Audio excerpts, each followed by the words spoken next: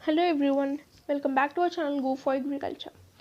तो हम previous lectures में इलास्टिसिटी ऑफ डिमांड के बारे में डिस्कस किया था, जैसे price elasticity of demand and income elasticity of demand.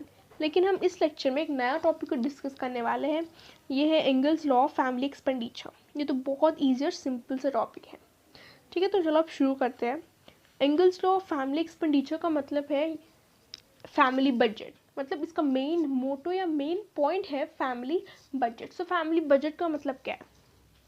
Family budget का मतलब है हम हर रोज़ घर के सामान खरीदते हैं। ये घर के सामान खरीदने के लिए हम कितने पैसे खर्चा कर रहे हैं, इसको हम फैमिली बजट कहते हैं। ये घर के सामान का मतलब वेजिटेबल्स, फ्रूट्स या क्लॉथ्स या मेडिकल थिंग्स, और व्हीकल के लिए फ्यूल है या मोबाइल्स है, कुछ भी। ये सब घर के सामान है। तुम ये घर के सामान खरीदने के लिए कितने पैसे खर्चा कर रहे हो, इसको हम फैमिली बजट कहते हैं। जैसे तुम एवरी मंथ ग्रोसरीज खरीदते हो, तुम ग्रोसरीज खरीदने के लिए कितने पैसे स्पेंड कर रहे हो, इसको हम फैमिली बजट कहते हैं। It is expenditure bye family on each of the items. Each of the items का मतलब है घर के सामान है, फूड फूड है, मेडिकल्स है, क्लॉथिंग है, फुटवेयर है, या पेंशन्स भी है, हाउसिंग में भी है, जैसे हाउस रेंट है। ये सब घर के सामान है। ठीक है, this is the family budget. Ernest Engel एक साइंटिस्ट है, इसने ये फैमिली बजट पे रिसर्च किया है। ये रिसर्च करने के बाद इसने लोगों को 3 तरीके से डिवाइड किया है। एक है poor, middle class and rich. And also he derive some conclusions also. इसमें टोटल 3 कंक्लूजन्स है। एक है, अगर फैमिली का इनकम बढ़ने से income spend on the food decreases although the actual amount increases. ठीक है, जैसे मानो तुम्हारा एनुअल इनकम है 50,000। ठीक है, तो अचानक से तुम्हारा इनकम बढ़ गया, मतलब फ्रॉम 50,000 इट बिकेम 3 लाख। ठीक है, मतलब तुम्हारा फैमिली इनकम ये तो इंक्रीज हो गया।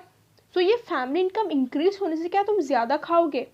मतलब will the money spend on the food increases? No. ये तो खाने की बात जो है, ये तो सिर्फ 2 फैक्टर्स पे डिपेंड होता है। एक है फूड का प्राइस, दूसरा तुम कितने क्वांटिटी यू ईट, मतलब तुम कितने खा रहे हो। ये फूड जो है तो ये 2 फैक्टर्स पे डिपेंड होता है।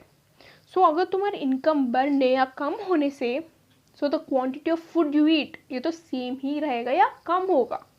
ये तो तुम्हारे टेस्ट पे डिपेंड होता है, वो तुम डाइटिंग में हो या कुछ भी। इस केस में the money spent on food will be decreases, if not it will be same.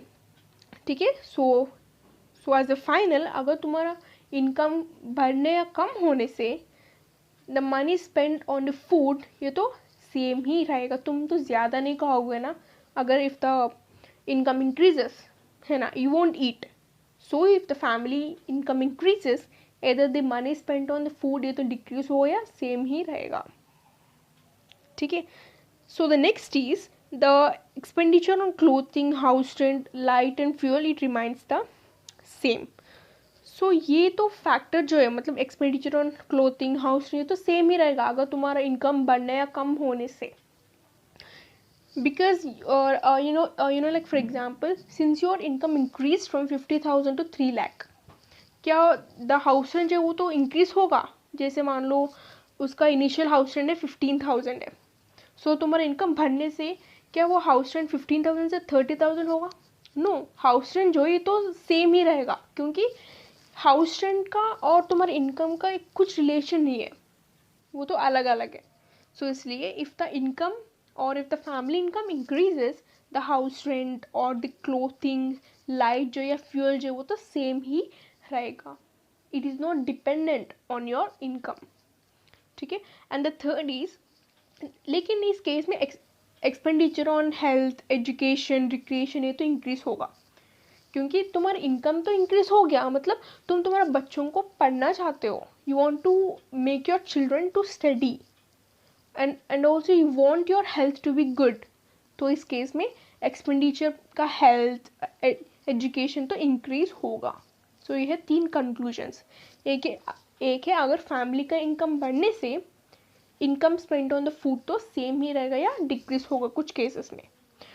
So second is housing या क्लोथिंग है या हाउस रेंट जो है, सो इसका एक्सपेंडिचर तो वो तो सेम ही रहेगा अगर तुम्हारा इनकम बढ़ने या कम होने से. और तीसरा है एजुकेशन हेल्थ का एक्सपेंडिचर, वो तो इंक्रीज होगा क्योंकि because you want your children to study more and also you want your family health to be good. इसलिए अगर तुम्हारे इनकम बढ़ने से तुम्हारा एजुकेशन मतलब तुम्हारे बच्चों का एजुकेशन जो या तुम्हारा एजुकेशन कुछ भी तो एजुकेशन पे या हेल्थ का एक्सपेंडिचर जो है वो तो इंक्रीज होगा. सो इस केस में एक्सपेंडिचर का मतलब क्या है, मनी स्पेंड, तुम कितने पैसे खर्चा कर रहे हो, ये है एक्सपेंडिचर. सो ये एक्सपेंडिचर इंक्रीज होगा इस थर्ड केस में. ठीक है, तो ये है conclusions. Next is implications of Engel's law. So इसमें दो इम्प्लीकेशंस हैं. सो ये क्या है, पोअर पीपल. सो हमें पता है पोअर पीपल जो है वो तो सिर्फ बेसिक नेसेसिटीज़ पे वो लोग इनकम को स्पेंड करते हैं. जैसे फूड, ये तो बेसिक नेसेसिटी है. शेल्टर मतलब होम, ये तो बेसिक नेसेसिटी है. Next is clothing. So poor people सिर्फ बेसिक नेसेसिटीज़ पे उनका इनकम को स्पेंड करते हैं. ठीक है, अगर मान लो सो बेसिक नेसेसिटीज़ में फूड है, एक है फूड. अगर मान लो फूड का प्राइस जो हो तो इंक्रीज हो गया, क्या poor people can be able to spend on food? No, क्योंकि वो तो one of the basic necessities है. So if the price of the food increase, so the poor people they can't spend their money on food.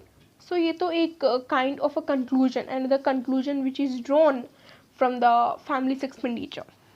ठीक है, जैसे मान लो तुम इस टेबल में देखिए. सो इसमें टोटल 3 क्लासेस है, स्मॉल, मिडिल एंड लार्ज. आप सिर्फ ये टोटल अंडरलाइन जो है इसको सिर्फ आप कंपेयर करिए. सो ये पर्टिकुलर्स जो ये तो घर के सामान है, food, house rent, fuel, education, medical, recreation, social and religious functions, services से अदर्स. इसमें घर के सामान और सोसाइटी का थिंग्स भी है. आप सिर्फ कंपेयर करनी है स्मॉल, मिडिल और लार्ज को. ठीक है, तो ये टोटल जो है ये तो घर के सामान का टोटल कितने खर्चा कर रहे हैं. ठीक है, और फर्स्ट हम देखेंगे स्मॉल में.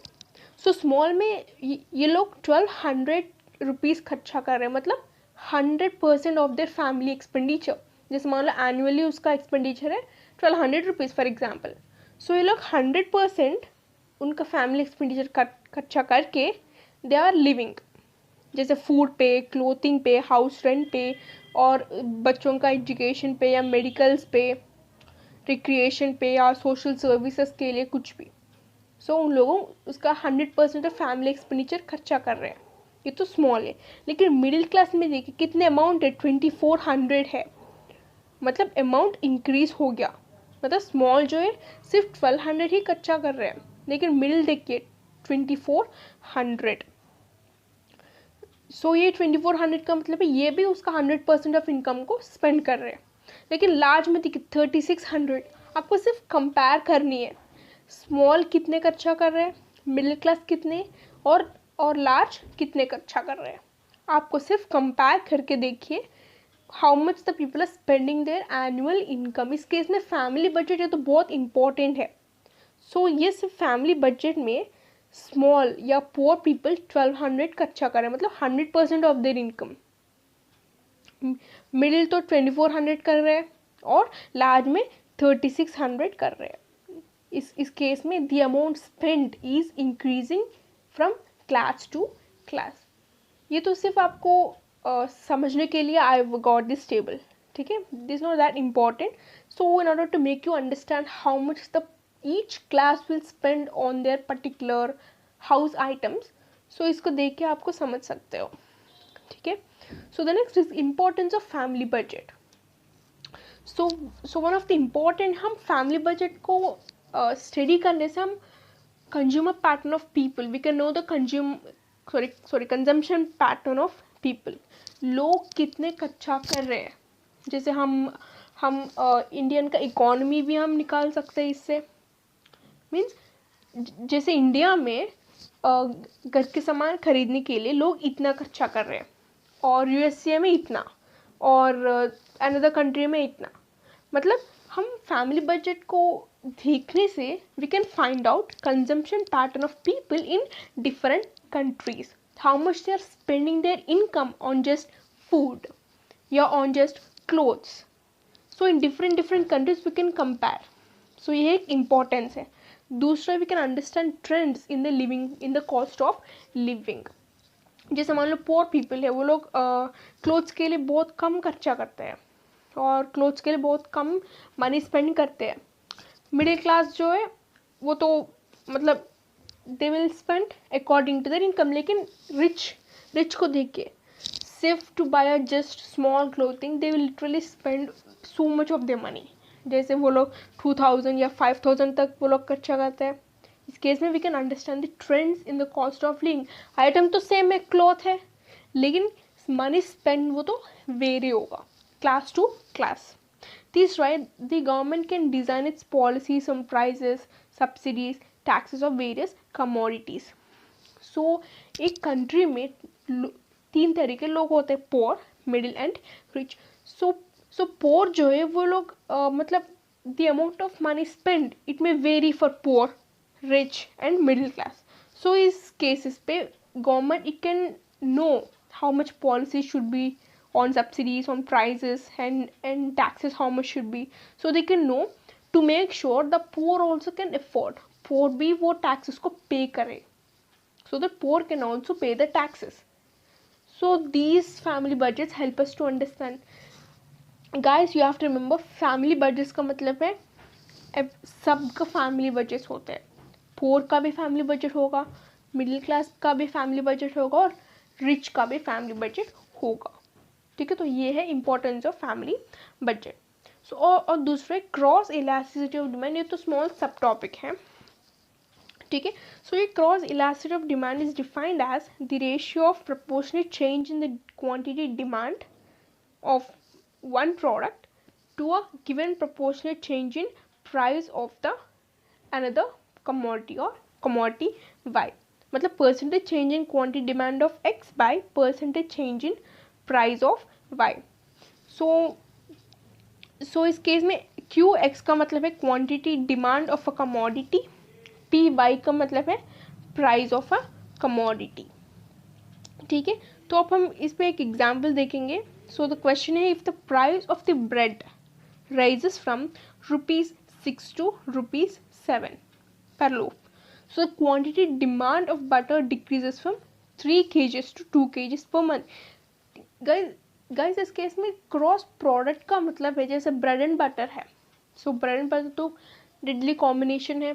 सो अगर ब्रेड मतलब ब्रेड एंड बटर जो है वो लोग डिपेंड करते हैं ब्रेड एंड बटर पे, मतलब bread depends on butter to eat. हम तो ब्रेड एंड बटर को मिक्स करके हम खाते हैं, जैसे ब्रेड एंड जाम भी है, और फ्रेंच फ्राइज एंड केचप भी है। ऐसे ये तो एक प्रोडक्ट दूसरा प्रोडक्ट के डिपेंड करते हैं, इसको हम क्रॉस प्रोडक्ट कहते हैं। मतलब अगर ब्रेड का प्राइस इंक्रीज होने से बटर का खरीदने का प्राइस डिक्रीज होगा, जैसे so the one thing of a commodity depends on another, जैसे bread butter, French fries and ketchup, या ब्रेड एंड जाम, कुछ भी ऐसे। ठीक है, so this question is asking us to calculate the cross elasticity of demand for butter. तो हमको formula तो पता है, cross elasticity is percentage change in quantity demand of X by percentage change in price of Y. So इसको हम change in सो इसके इसमें demand of X का मतलब क्या है, परसेंटेज चेंज इन क्वांटिटी तो यहाँ पे वेट क्वांटिटी तो यहाँ पे बटर है, क्योंकि 3 kgs to 2 kgs है, ये तो क्वांटिटी में दिया हुआ है इसलिए। So percentage change in quantity of X का मतलब है percentage change in quantity of butter divided by percentage change in price, ये तो ब्रेड है। ठीक है, so divided by percentage change in price of bread. ठीक है, so percentage change in butter का मतलब क्या है, so So final price minus, sorry, final weight minus initial quantity. So ये तो 2 है फाइनली, सो 2 माइनस 3 हो गया -1. Next is change in bread कितनी है, 7 माइनस 6 इज 1. इस केस में -1 है, इस केस में 1 है. So now will calculate the cross elasticity. So so इसका फॉर्मूला जो है I am doing based on this one. Okay, delta Q X by delta P Y, मतलब change in quantity of x by change in price of y into price of y, मतलब initial price of y divided by initial quantity of x. ठीक है. So now if we substitute in this one in that formula before I've told ना, so you will get -2. So -2 का मतलब है it can be concluded that demand for butter decreases by 2%. क्योंकि इस case में हम cross elasticity of demand for butter calculate करनी है. So demand for butter it decreases by 2% for 1% raise in the price of bread. अब देखिए bread में price change कितनी है, 6 माइनस 7, मतलब 7 माइनस 6 है 1, मतलब 1% ऑफ चेंज इन ब्रेड से they will be decrease in 2% of the butter. -2 है इसलिए -2 है इसलिए डिक्रीज इन 2%. अगर +2 होगा तो इंक्रीज इन 2%. ठीक है. So this is a cross product example problem. So if you go through this formula once, this is important. हाँ, this is important, this formula is important. Okay. So this guys, in today's lecture we've seen about Engel's law of family expenditure. This is a really small topic and easy topic. So thank you for watching. If you have any queries you can ask us on our Instagram page or you can post in the comment section. Yes, and also in our Instagram we are doing some small quizzes, and also we are sending you more interesting facts. So, and also if you want to download this PPT you can take it from our Telegram channel, Go for Agriculture. And stay tuned because I'm coming up with our next lecture. It's consumer surplus. It's really important because it have many definitions in it and a lot to explain. Okay, so thank you for watching. Take care. Bye bye.